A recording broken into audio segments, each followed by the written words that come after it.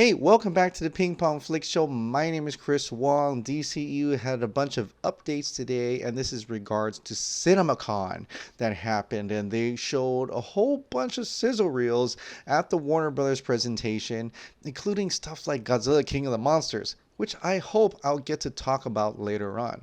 But for today, it's all DCU like every day. The first one up is the mentioning of the slate. Toby Emmerich gets on stage. He mentions that Walter Hamada is doing a great job on the DC slate and mentions these titles for their upcoming slate. Kathy Yan's Birds of Prey, Patty Jenkins, Wonder Woman 1984, Matt Reeves, The Batman, and James Gunn's The Suicide Squad. Although, interesting enough, he called it Suicide Squad 2, not the Suicide Squad. So, interesting. I thought there was a total reboot, and Peter Safran saying we shouldn't call it Suicide Squad 2, it should be called the Suicide Squad. But whatever. But we'll see more soon enough about that. But anyway, Birds of Prey footage was teased, and they're saying it looks pretty gritty. It's different, and let's see, what is it? Looks aggressively weird. It's intricate. It's funky. There's a shot in the reel where the five women are walking towards the camera, almost Guardians of the Galaxy style, as like someone put it. Which is interesting. And also the fact that Margot Robbie herself said that she is not part of the Birds of Prey team. So that is something that we kind of didn't expect, because we were thinking that she was part of the team, but now it looks like she's not. She's not even part of the team. Cassandra Cain is the heart of the film. She seems to be more of the lead character in this film, and so that's like crazy. The thing is that this is not Batman's Gotham. They're saying our Gotham is much scrappier. We're not pulling any punches, and this movie is gonna be bat crazy. So that's more on that. Birds of Prey looks like it's going to be quite something else than we've seen before. As you've seen in the teaser, it looks very independent film. I love the visual style I love the cinematography. And judging from the Kathy Yan's trailer of the movie she done before, it looks pretty great. Like I said, it looks pretty like Nicholas Winding Ring type of look to it, and I like that. It's got that Only God Forgives neon demon type look for that, and like I said before, it looks especially something different and special, and so I am looking forward to this. I really am, and I can't wait to see another trailer instead of the teaser, and where it goes from here, and how it comes together for the DCEU, or if at all. And it seems to have gone really well. This is a real. Black Mask was also presented, although he still does not have his black mask. And that, as a comic book fan, I have a kind of like an issue with. But this is maybe they're not going to show it yet, and we're going to have to see it when we watch the movie.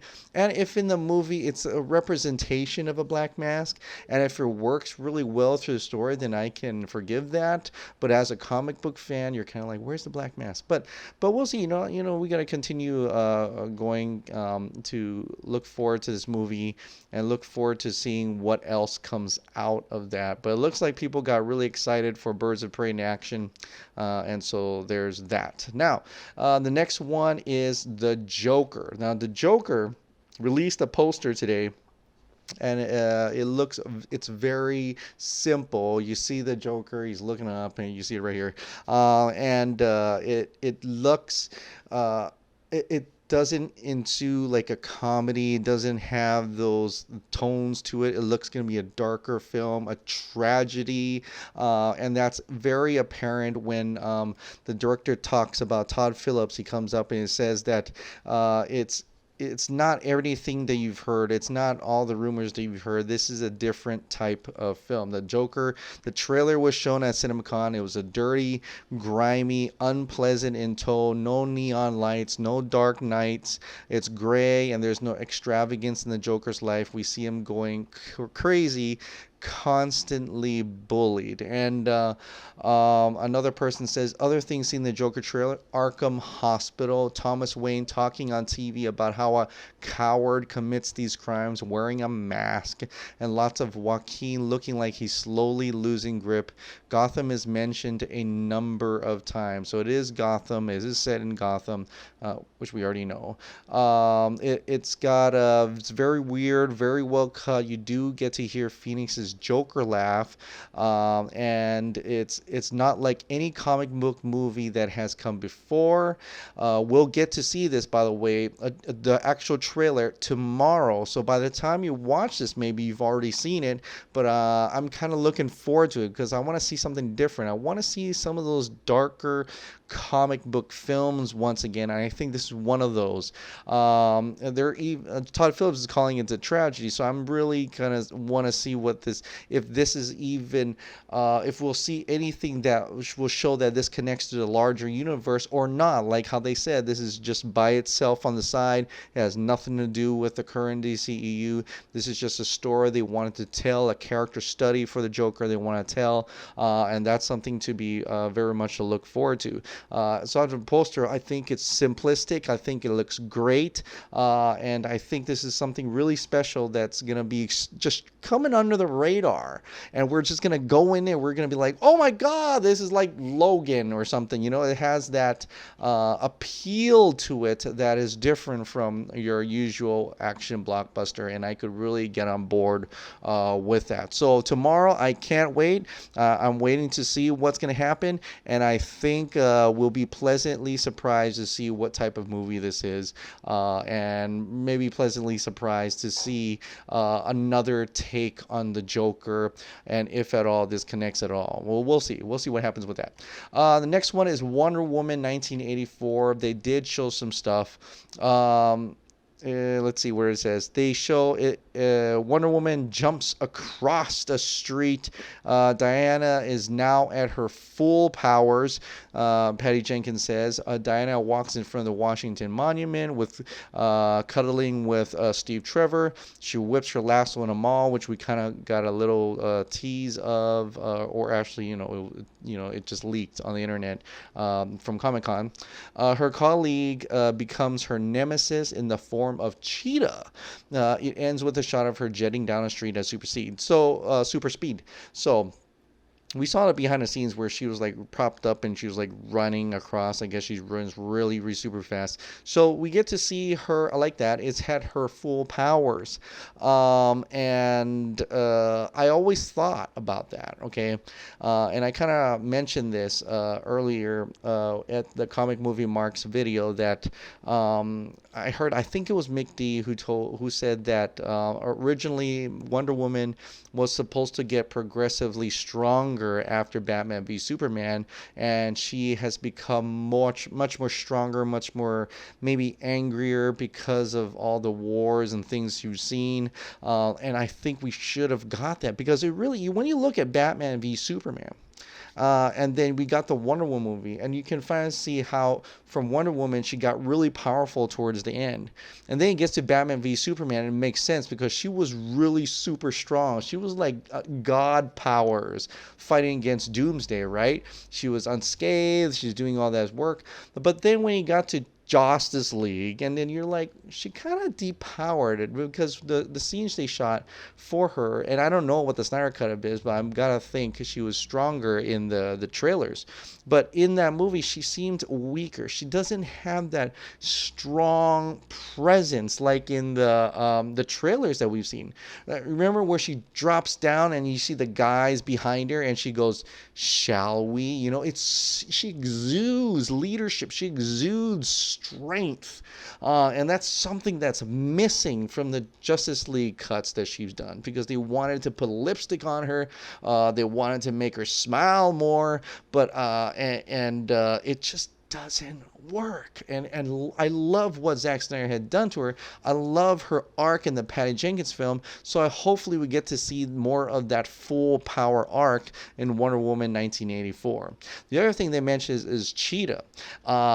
No, I've been searching. Nobody leaked out a picture of Cheetah, or if she even they see her turn into Cheetah. They say teasing of Cheetah. So I don't know what that means. That there's no costume, is there no CG? What happened during those moments in the trailer? So I'm really looking forward to Comic-Con because I think that's where they'll have to really amp up the promotion and amp up the teasing and all that, the promotion for the marketing for Wonder Woman 1984, because that's really coming after, I believe that's coming after the Joker.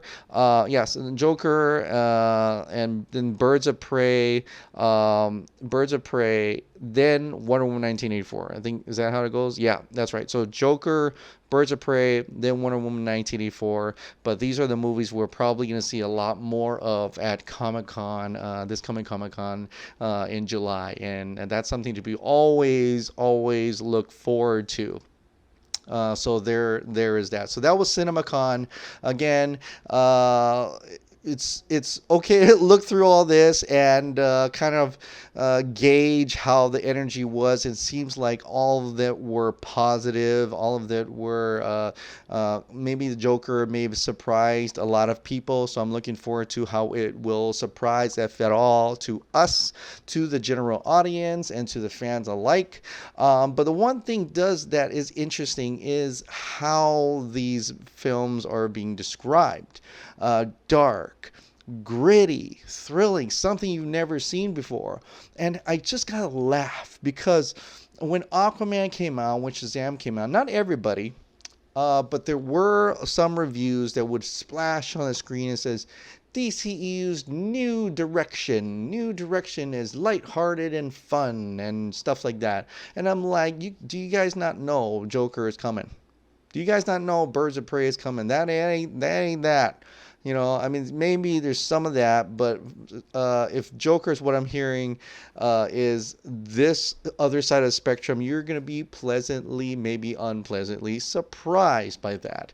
And I think even though, you know, some of what Peter Safran says, I like what he said. Like I said before, during Shazam, one interview says, oh, so is this the lighthearted, fun direction? Is this the tone for the DCU? And he had to explain. He says, well, yeah, for these characters are going to be this type of tone, and then for these characters we're going to have to be this type of darker tone. You know, it has to fit the character. Not every character has to be lighthearted and fun. And so when he said that, that gave me good feelings that they are actually looking at the characters and not trying to make it everything like lighthearted and fun. And like, so maybe Ezra Miller's Flash is going to take off with Ezra Miller and Grant Morrison's script to be more of a darker story.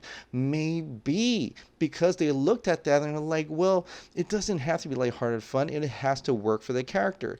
And so that is my hope anyway. And we'll learn more. Hopefully you'll know more pretty soon, because I really want to see the Flash on screen. And I've already had some type of appeal, kind of dream of what that Flash was going to be when Ezra explained the multiverse and all the things he explained in that little press junket for Fantastic Beasts.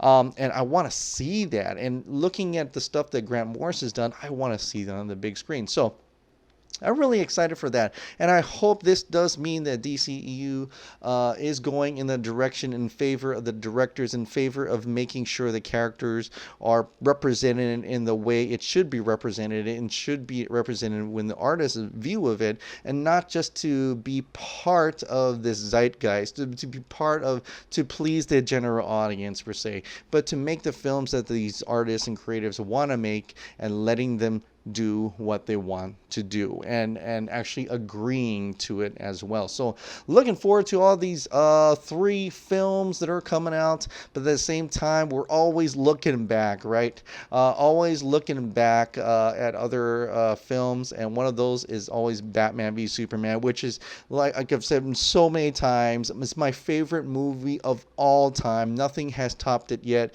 It is still my number 1 film of all time, and I don't mean that lightly. So and it's so interesting because today Avengers Endgame came out, and there was a certain scene in that lead TV spot, and I looked at it and I'm like, hey, that kind of looks like the scene where Captain America and Thor and Iron Man they're walking out into this desolate field of destruction, and they're behind them. One has the cape, one has the shield, and the other one's the rich guy, and they're like pulling out, and it pulls out a little bit, and I'm like, that looks familiar.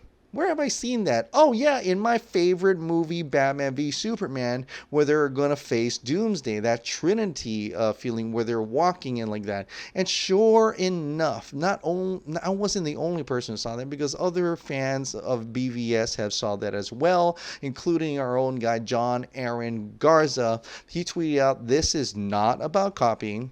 I truly think showing respect where credit is due can be seen in every artist's work. And the Russo brothers clearly show it to Zack. And if Zack can pay homage to The Matrix, why can't the Russos pay homage to Batman v Superman?" I'm getting the same feeling. BvS hashtag Endgame. Now, I totally agree with him. I totally agree with him. I am looking forward to Endgame, but I'm looking forward to now. It seems like they are paying homage to Batman v Superman. John Aaron's been getting a lot of heat for that tweet. It's so hilarious, and I gotta laugh. I know should I be angry? Should I be sad? I don't know, but I gotta laugh because I can't believe the amount of Marvel fans being triggered by the fact of being mentioned Batman v Superman in that tweet. He's excited for Endgame, man. He's excited for your movie that you're praising so much before you even see it. You're excited for it, but he's just saying that there's homages to be made, and that's great. Why can't artists respect other artists? It happens all the time. Why are we being triggered by this? For people who want to say, "Hey, I love BvS, I love Marvel and DC the same. I prefer DC." Precise, but I'm not going to egg on Endgame. I'm not going to say Endgame stole this or that. I can totally see the homage there, and I totally respect that. They saw something in BvS, and they're like, we can do that too. They could also be a homage from the Lord of the Rings, where they had the three of them that comes out, Aragorn and Legolas, and it could be in Gimli. They're all right there. It could be that too. Sure, whatever. But in any case, it's okay to see something in your movie that you want to see, and seeing how it reminds you of another film, and then that makes it excites you in the inside, and saying, "Hey, it reminds me of that film. I want to go watch the movie because we all have that same feeling. I want to grab that same feeling." It's okay for that. I don't understand the hate and the Twitter bashing that came onto Aaron Garza. And I don't think it's fair. I don't think it's fair at all, and it's coming from both sides. It's frankly disgusting, and it shows just how very protective of our material we are today, and I think we should just kind of let it loose a little bit. For me, I am happy that scene was in there. That just excites me more to go see Endgame, because I want to see what that fight will be. We will get to kind of revisit Batman v Superman in a way through another eyes of a lens of another directors and another artist creation, and you can sit back and says they saw something in Zack Snyder's work and they thought they should replicate it, and I think that's something to be proud of. Be proud of, to see that another artist director from another property has respect for this property. They saw something good, and they're willing to respect that, and I think that is fantastic. And Endgame, I gotta say, I know the DCEU video, but that Endgame trailer, this one is probably my favorite of all the Endgame trailers. I think it's well done. The music ramping up, and of course that scene where they're about to face Thanos looks epic as F. So I'm ready to watch that film as well. So anyway, in terms of Zack Snyder stuff, the release of Snyder Cut is still going on. I encourage anybody and everybody to actively go and follow at RT Snyder Cut. We're about 1,600 strong. almost 1,700 strong, and it just shows the mass appeal for the Snyder Cut. We don't really know, or not willing to say who the owner is of the actual tweet, but I like to think it's all of us. We all kind of own it. We're all in this together. We're all united. Sure, someone may own it, but for the most matter, we want to show that this is a collective effort. This is not just one leader. There's no one leader. There's no one voice. It's all of our voices, and it's all of us. We need to work together to get this Snyder Cut release. And I've already reached out to you and said that Tyrone Magnus has joined us. Well, now even Clay Enos has joined us. He has joined our efforts. He is following at RT Snyder Cut, and he's also going to go. Now, you can also find at RT Snyder Cut in other aspects as well. You can find him on Vero, Release the Snyder Cut. You can also find him on Instagram, and also, of course, Twitter. He has followers in all of them. Please, he or she has followers on all of those, so please come together. This is a legit account. This is not an account that wants to be famous. This is a legit account that wants to bring us together, that wants us to join together to promote and keep it going, keep the pressure on Warner Brothers to release the Snyder Cut for artists and the creative integrity of artists. This is what we have to do, and I'm willing to go forward. Whatever it takes, we are in the end game now. That's right. I just did a dual thing there. We are in the end game now. Whatever it takes to get it released, we're going to do it. We're still going to do promotions. We are setting up a mailing campaign thanks to Mick D, Bradley Turner, Eric Blake. All you guys are working hard to put something together, and I can't wait to share with you what we're going to do within the coming weeks or days, whenever we are ready to announce that. But in the meantime, keep sharing, keep tweeting, keep retweeting, tweet under Warner Brother Pictures, Facebook, whatever. Anything to get the word out. If you want to mail out something right now, go on ahead. I might do so as well. And I think we just got to keep the pressure on. And I've said that so many times already. Keep the pressure on. Warner Brothers has heard us, and they'll continue to hear us until they release the Snyder Cut. All right. Thank you so much for subscribing. Thank you so much for watching. I'll see you next time.